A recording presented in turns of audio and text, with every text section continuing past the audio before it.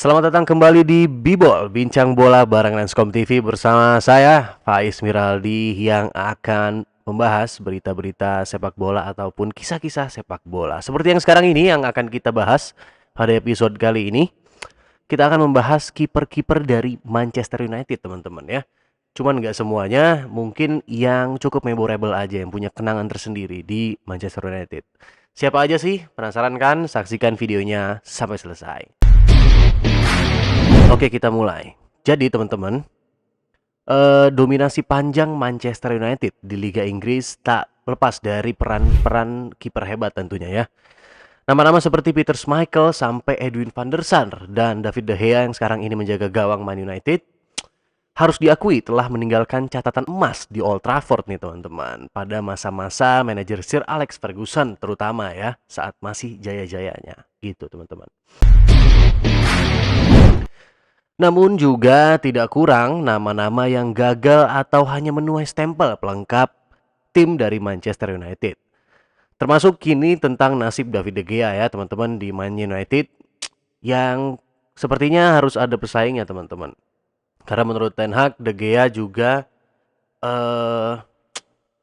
belum bisa bermain build up passing dari bawah gitu. Jadi perlu ada kiper cadangan satu lagi untuk bisa menjadi pelapis De Gea lah kalau De Gea sedang outperform gitu teman-teman. Oke, kita masuk ke kiper legendaris yang pertama.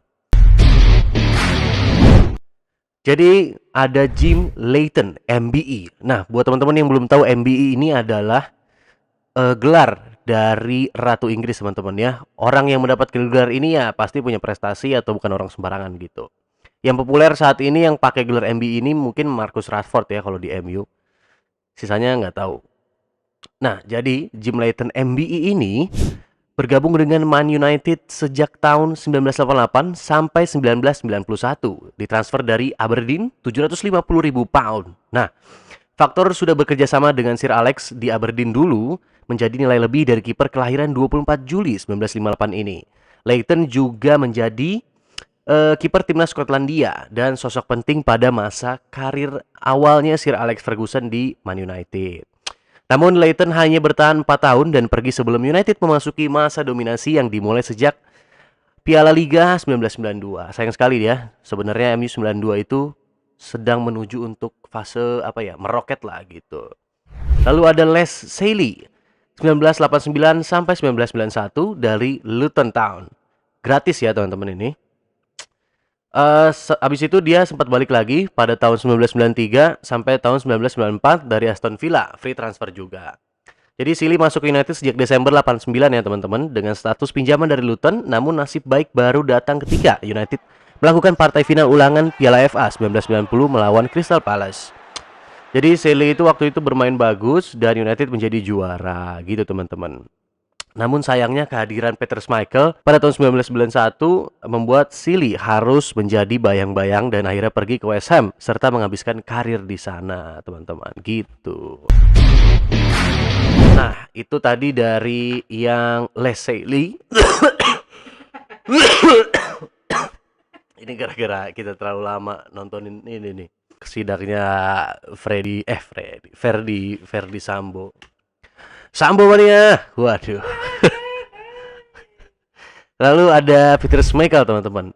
Ini yang merupakan kiper legenda yang banyak dikenal orang ya. Kiper legenda MU yang banyak dikenal orang. Sampai mungkin anak-anak kecil pun yang sekarang baru ngefans MU tahu dengan kiper dengan nama Peter Schmeichel ini teman-teman. Jadi Peter Schmeichel itu datang dari Brøndby dengan mahar 550.000 pound pada tahun 91 dan selesai pada tahun 1999 gitu. Nah, boleh dibilang pembelian terbaik Sir Alex Ferguson adalah Peter Schmeichel. Peter Schmeichel memang seperti ditakdirkan untuk menjadi legenda Man United nih teman-teman. Selama berbaju Man United nih teman-teman ya, Schmeichel itu sudah merasakan 5 kali juara Premiership dalam 7 tahun. Luar biasa. Ini berarti kan rata-rata setahun sekali lah ibaratnya. Kalau dalam 7 tahun lu berhasil juara Premier League 5 kali itu bukan main-main teman-teman.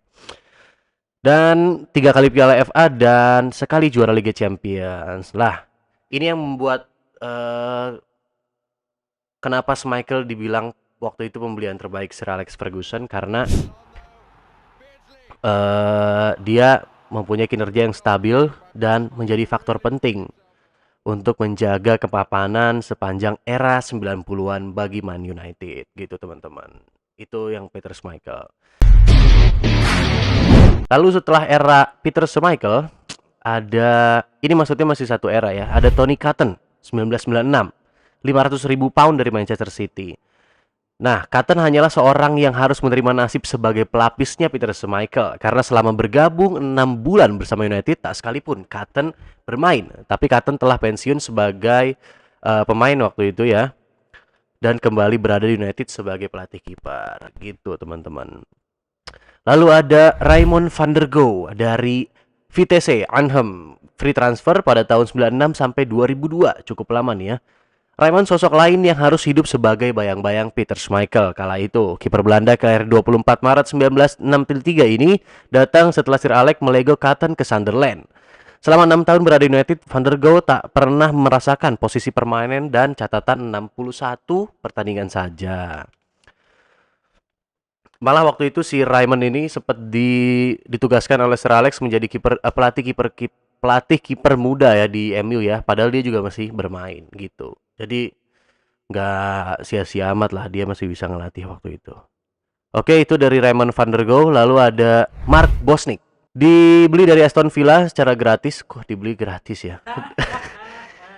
Diboyong dari Aston Villa dengan gratis pada tahun 99 sampai 2001. Bosnich ini sebenarnya sudah masuk United pada tahun 89 ya, dalam usia yang masih sangat muda. Dari klub Sydney, Kroasia. Kiper kelahiran 13 Januari 1972 ini pergi ke Aston Villa pada 89.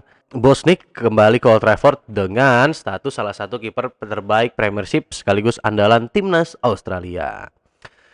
Nah, ini nih teman-teman yang cukup terkenal juga, ada Massimo Taibi. Dia datang dari Venezia dengan mahar cukup mahal ya waktu itu, pada zaman itu 4,5 juta pound pada tahun 99 sampai tahun 2000.